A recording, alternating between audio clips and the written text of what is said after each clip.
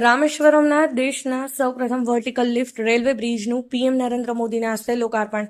દક્ષિણ ભારતના રામેશ્વરમને ટાપુને જોડતા દેશના સૌપ્રથમ પાવન રેલવે બ્રિજનું લોકાર્પણ વડાપ્રધાન નરેન્દ્ર મોદીના હસ્તે કરવામાં આવ્યું છે. અત્યંત આધુનિક ટેકનોલોજીથી નિર્માણ કરાયેલા પાવન રેલવે બ્રિજ દેશનો સૌપ્રથમ વર્ટિકલ બ્રિજ છે. ગુજરાત માટે ગૌરવની વાત એ છે કે અમદાવાદની એનફ્લેક્સ સિસ્ટમે vertical lifting mechanical engineering work સફળતાપૂર્વક સંપન્ન કર્યું છે.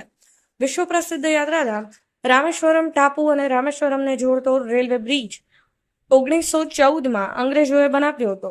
હાલ તે બ્રિજનો ઉપયોગ ભયજનક બની રહ્યો હતો, જેના કારણે દરિયા પર નવો પાવન રેલવે બ્રિજ બનાવવાનો કોન્ટ્રાક્ટ રણજીત બિલ્ડોનને અપાયો હતો. અત્યંત આધુનિક ટેકનોલોજીથી પાવન બ્રિજનું નિર્માણ ગુજરાતની Swastik bridge and road contract LLC એ કર્યું છે. અત્યંત આધુનિક ટેકનોલોજીથી નિર્માણ કરાયેલા પાવન બ્રિજ 2.06 કિલોમીટર લાંબો છે, જે 333 પિલર્સ પર રેલવે ટ્રેક તૈયાર કરાઈ છે. પાવન બ્રિજ નીચેથી જહાજ, સ્ટીમર, બેટને પસાર થવા માટે સ્પાન તૈયાર કરાઈ રહી છે. હાઇડ્રોલિક સિસ્ટમથી સજ્જ કરાયેલી સ્પાન 17 મીટર ઊંચે જઈ શકે છે. પાવન બ્રિજ પરની સ્પાનના કારણે સ્ટીમર કે જહાજ ખૂબ ટૂંકા અંતરમાં દરિયામાંથી પસાર થઈ શકે છે, જેના કારણે સ્ટીમર જહાજને શ્રીલંકા સુધી જવું પડશે નહીં.